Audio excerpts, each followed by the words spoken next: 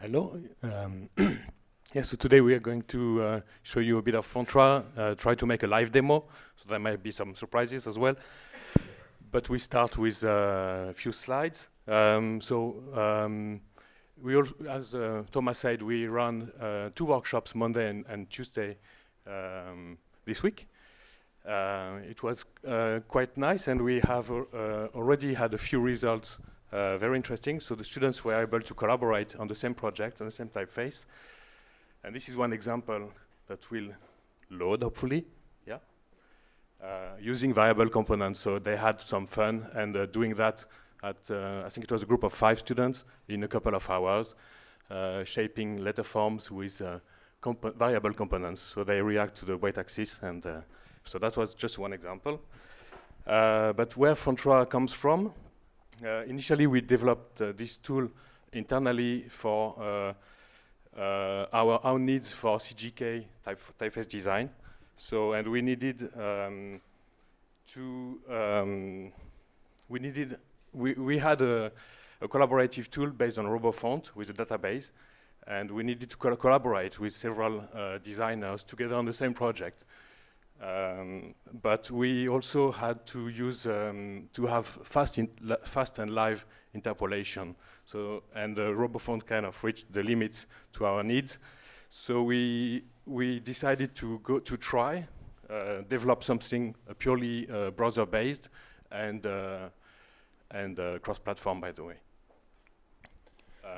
And under a free license. It's licensed as GPL, so the source code is all available. You can follow along, report bugs, etc., and you can use it for free. But I think I went for the wrong slide. So was the That's good. Yeah, there's if you have followed along for a long time, we didn't even have a font overview. So this is a relatively new feature. We must also say Fontra is a work in progress. We have many things that work, and there might also be some things that you wonder, do you have that? And the answer may be either soon or later, or yes, we do. So yeah, it's a work in progress font editor. By definition, we'll try to reach version 1 by the end of the month, but still it will be a work in progress. So. Yeah. So Fontra is not just one application. It's built to be somewhat modular, and we have different versions of Fontra. The easiest thing that you can do is we offer an application that you can download, run on your computer, and you can use it with local files. It's called Fontra Pack. The UI will still run in a browser, but it's a completely local application. It does not upload your data anywhere. It's just using the browser as your user interface front end, if you will. So that is currently the most publicly available version of Fontra. At the same time, we have internally an online version where, so there's 2 main components to Fontra. There's the front end that runs in a browser, and there's a server application that either runs locally as part of the Fontra Pack application. You don't really notice it as such. It sounds more technical than it is. But this server application can also run on an actual server.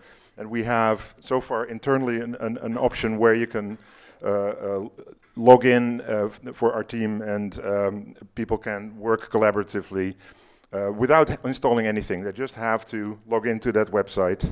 Yeah, and that's what they used at the workshops. Right, indeed. That's So this is not publicly available, although the source code to do that is publicly available, but we don't have a publicly hosted version of that yet. We're actually working on a successor that will improve a bunch of things. That might be eventually available online at some point, but the plan is not quite clear yet, and the roadmap is not really defined. There is no timeline. Yeah. Well, yeah, we have a lot of plans and ideas, and Fontra can read and write UFO design space .Fontra. It can also read and write our other kind of obsolete internal format called RCJK, which is kind of based on UFO. The .fontra format is for Fontra the most efficient because it's still a text-based format. It's similar to UFO in that it's a folder of stuff, a folder of text files. It's a combination of JSON data and CSV data. Anyway, it can read some other things like OTF, TTF, including WOF and WOF2. It can read glyphs and glyphs package, and we're working very hard to make the glyphs format also writable. So while we do have a native file format, the application is designed in such a way that you don't necessarily need conversion. So we open directly a design space file. It will find the associated UFOs, and we will see that soon in the live demo after the slides. Yeah, and there is a website you can go to, Fontra XYZ, where we have the essential links, the download links, and the GitHub repository, and we have a few social links as well. Fontra XYZ. And the documentation, that is work in progress as well. That is not always up to date with the latest development, but you can check some tips there. We're in the middle of a redesign of this page, so the website will be slightly fancier looking soon. Fontra XYZ or XYZ, depending on your English inclination. All right, this is the end of the slides. How we're doing on time, I don't really know. It was the first start. So now Gaetan is going to demo live the tool. So this is the Fontra pack version, and he dropped an actual font. What is it? A design space or design space file with UFO in it. So we see here the font overview. You can directly explore the design space by pulling the sliders, or you can choose a source location from the pop-up menu right over there.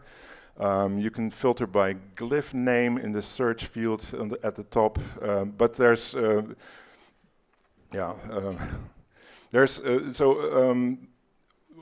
of the more interesting options is the group by functionality. That still we still have many ideas to make that better. But for instance, if you click the script checkbox, it will group the items by script. Each section is foldable, and Gaetan just alt-clicked on a header which will fold or unfold everything, and you kind of immediately see like how many glyphs are in that particular group. But yeah, so there's different criteria by which you can group things. In the future, this might become a little bit more flexible. And you can notice that you can zoom in and out also in the glyph set so to have the bigger preview of the glyphs. And you notice that it's all interpolatable. I mean, if you move the sliders, you can access any instance of the font. This is a good example also, while if all the glyphs are kind of have an average kind of normal width, it appears like a grid view. But if there are things really wide, maybe go back to the Arabic, because there's some nice really wide. Well, it has there's a width axis that goes pretty far. So if glyphs do not fit, would not fit in the standard cell width, it will actually expand, and the whole thing becomes more or less like a text flow. So it's not really vertically aligned anymore. But at least you see the whole glyph, or at least for horizontally extreme glyphs. We've already had a request for really tall glyphs that go beyond your ascender descender by a lot. We don't really have an answer for that yet, but this is already like okay. Should we talk about the glyph sets a little bit, or should we move on? Yeah, we can. Yeah, I think it's okay. So we have a new feature here also for glyph sets. We have a selection of preset glyph sets that you can add to your project. You can also add custom glyph sets. But the easiest thing is to pick one of the preset ones. We encourage you to suggest other publicly available glyph sets that we can then use. So we kind of looked at what Adobe has to offer. They have to offer more. They also have, like, of course, Asian standards that we did not yet add here because they're a little more complicated. But you can add a custom glyph set. That's not there's our documentation page about this feature has just been updated. Anyway, so you can add glyph sets to the project and glyph sets to your local environment. Anyway, let's move on. And then we can dive into the font editor directly, dive in the glyph editor. And there is a way to trace around or to use a background image as a sample. This is a relatively new feature that we include. So you just drop an image file, and it's resizable. The transformation apply. You can change the opacity. So this is interesting feature to start a design that you have sketched. So Gaëtan will show the pen tool on it. So within the editor, we have pretty much what you would expect. We have a selection tool, a pencil tool, or the draw tool we call it. There's a knife tool. There's a shape tool with which you can draw rectangles or ovals. There's a ruler tool, and there's a hand tool, and then zooming in, zooming out tools. And Gaëtan went fast, but you can convert segment to curves by alt-clicking. I mean, this is also in the documentation, of course. Yeah. But it's pretty powerful, but there's a whole bunch of little things that you might need to know up front. It's like not in all directions as intuitive as it perhaps could be. So while we would love this application to be useful for students and newcomers, it was developed in the context of advanced users. So that's kind of, so yeah, you know, we built the features with a team of experienced users in mind. So we are slowly working our way towards making things more friendly, but we're not quite there yet. So there are some hurdles as we ran 2 days of workshop on Monday, on Tuesday with 2 different groups. For the participants that are here, thank you for participating. That was super useful also for us to kind of see how people that are new to the tool respond to it, what kind of things are hard or what do they run into. So we will use that information to make things better. And there is a contextual menu as well when you edit the glyphs, where you can access more options like joining, and we discovered an possible improvement on the joining the contours. Now, an interesting feature as well is the multi-source editing, where you can, when you work on a variable font or a font with design with several sources or masters, you break the compatibility when you edit one of them because you add or remove points or change the nature of the segments.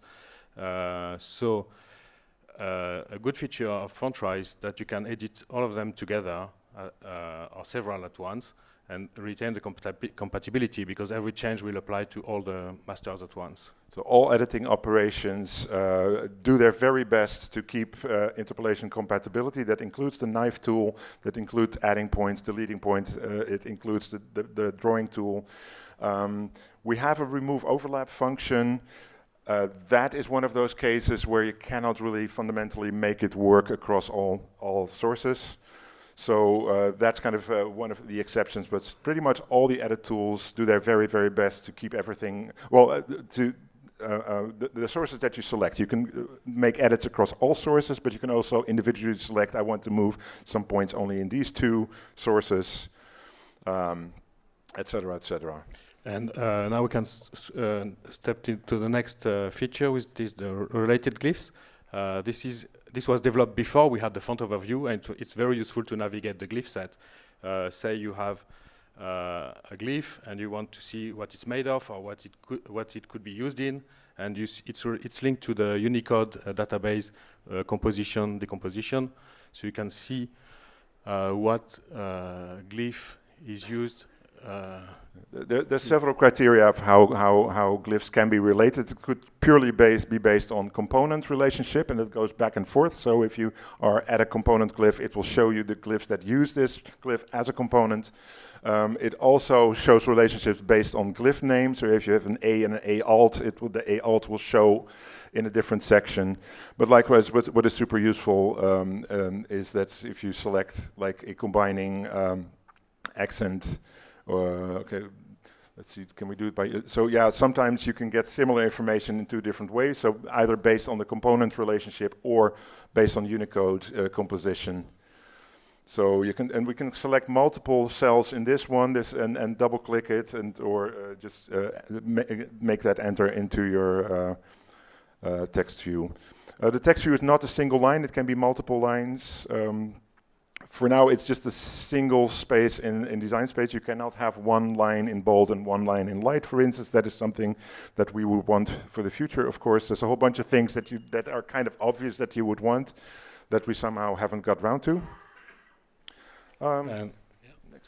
Next, the transformation panel, where you can apply several transformation. For now, it's only applicable to one glyph. But in the future, we want to also make it work on the selection, on the glyph selection. So you're taking one contour and apply the transformation. And you also have the Boolean operation in this panel, where you can merge outline or remove some elements.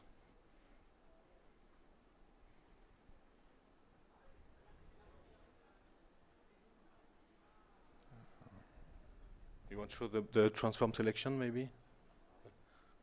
Because you can you can enter manually the thing, or do it like that, visually. So you can scale or rotate, and with some modifier keys, you can determine where the center should be. Should it be in the opposite corner or in the center? Anyway,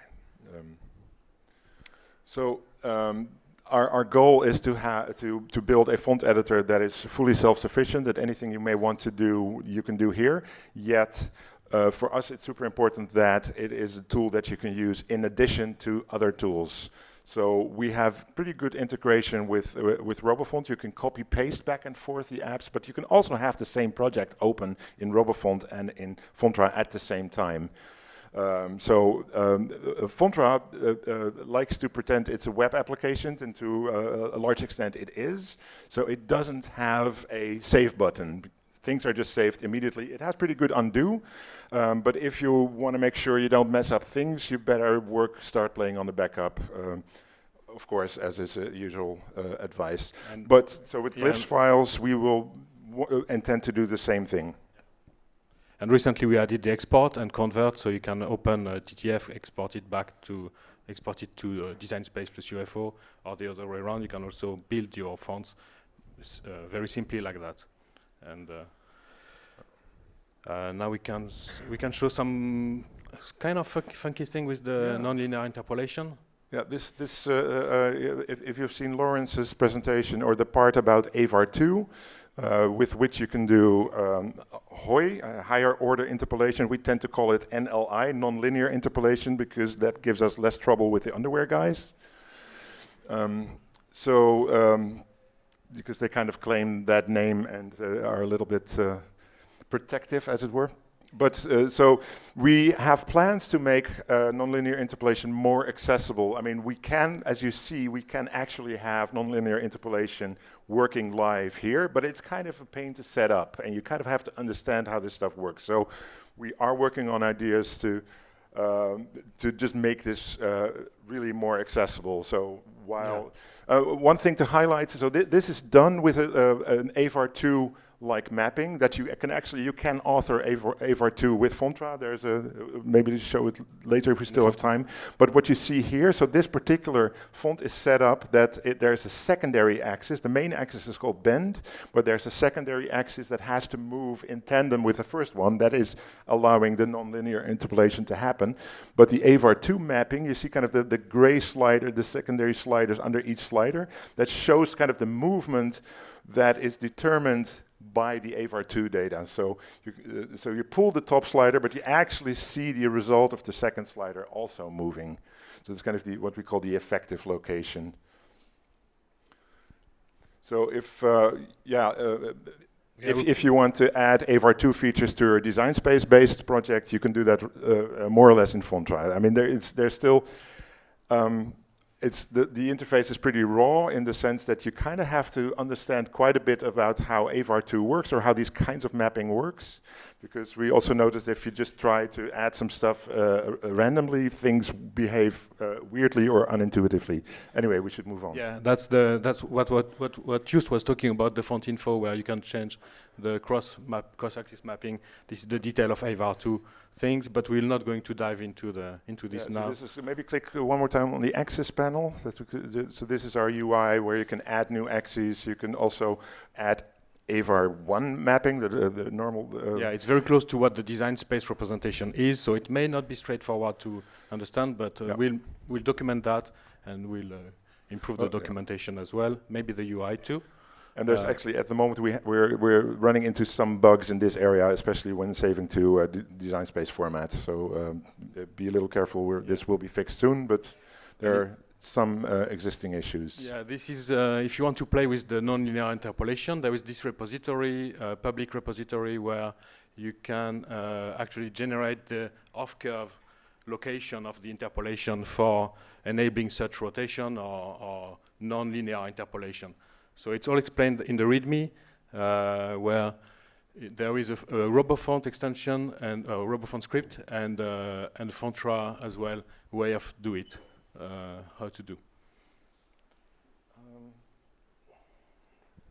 And we have in progress the background layers as well. So at the moment we don't have proper background layers. That is a work in progress, should be released in the next couple of weeks. So our font, we didn't mention it explicitly, but this is, well, maybe you did. It's cross-platform, so it does run on Windows. We provide binaries for Windows and macOS. It also runs on Linux, but you will have to kind of run it from the source code. How much time do we have? Oh, the slides are gone. That just happened. So, Thomas, how much time do we have left? Okay, super.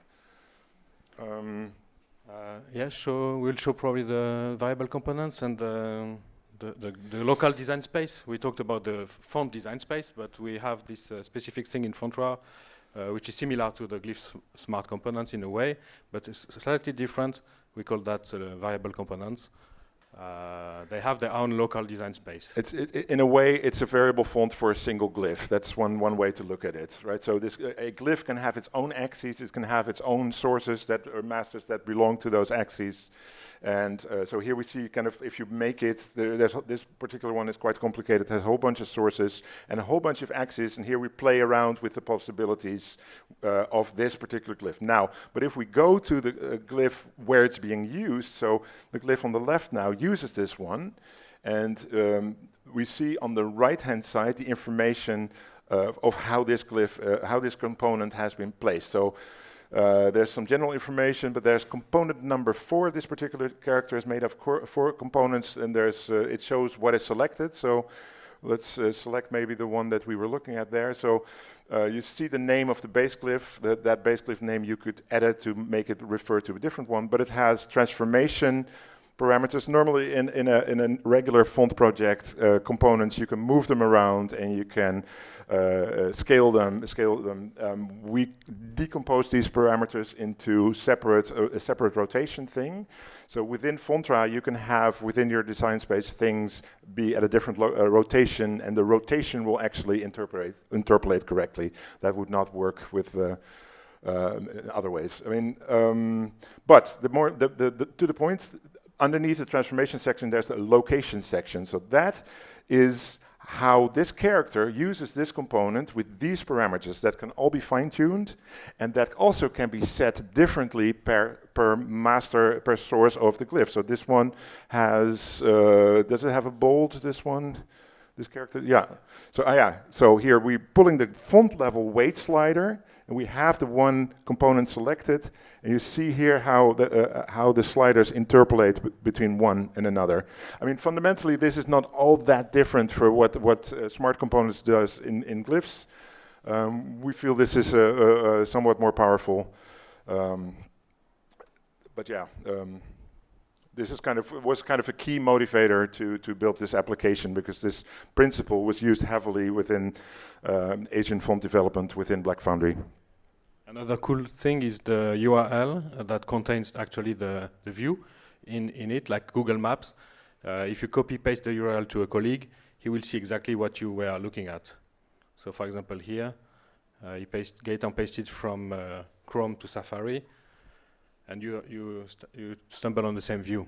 So it's good to share comments, say like there is an issue on this curve or this glyph, and you will see exactly the same. Yeah, sorry to interrupt, but that would be for an online version. So this is really designed towards an online version where you can literally share that URL, like how you can share a Google Maps URL to, hey, let's meet there. Let's look at this kink in this curve here.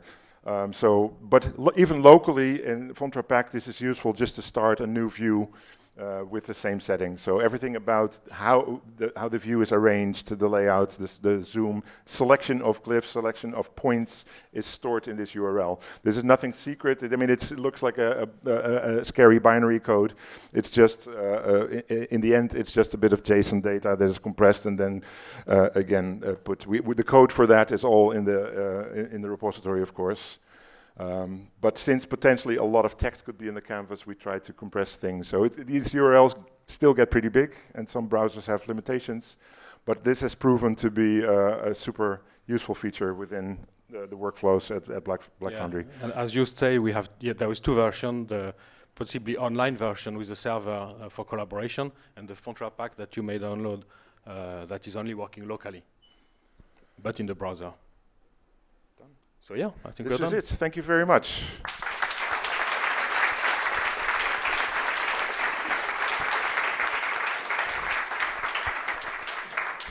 Are there questions?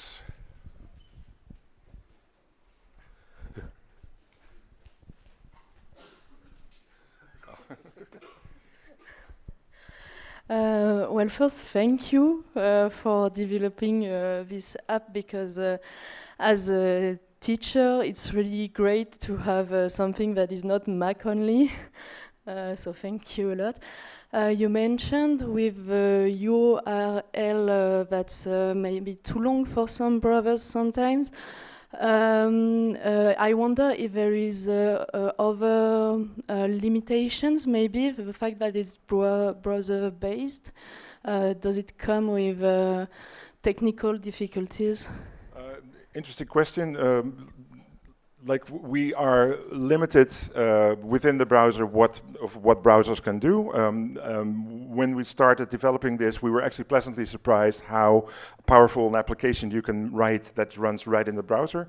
But there are little things where some web standards are still under development. For instance, one kind of a difficulty is with the clipboard data. So a desktop application, at least on macOS, I'm not sure really how it works on Windows, but like in Illustrator, if you copy something, Illustrator will put several formats for that selection on the clipboard, like a bit of pixel data, a bit of PDF data, a bit of AI data, a bit of SVG.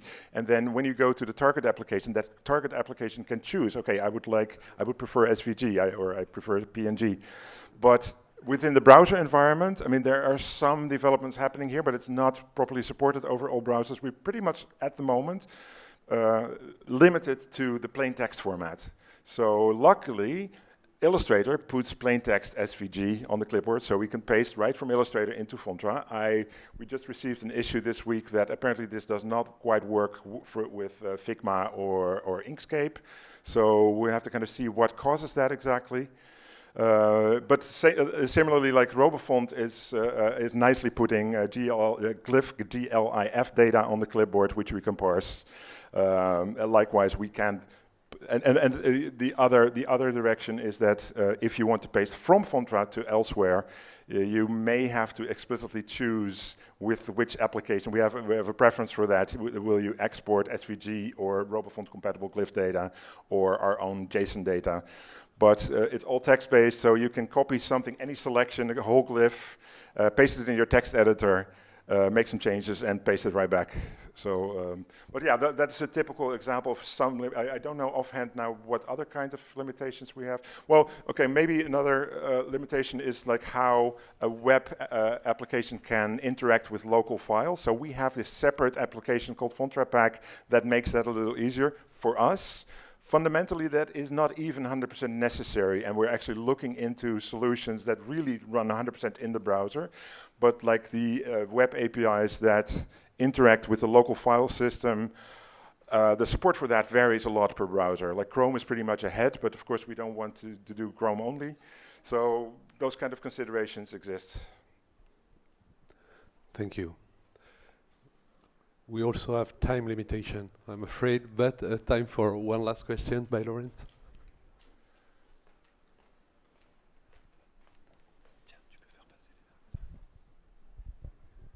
Thanks for a great presentation. I was excited to see the Hoi stuff in there.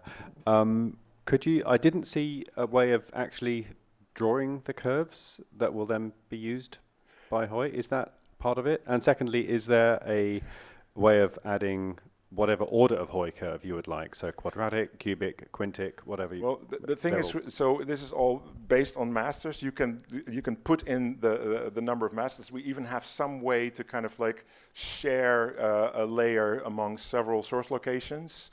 It's a little tricky to set up, but pretty much we manually... So in this case, this is a quadratic, quarter circle-ish movement. We pretty much have like a source that has the stuff in that left top corner, and we have that duplicated in the right location setting. So we have, it has five sources. I can also reply.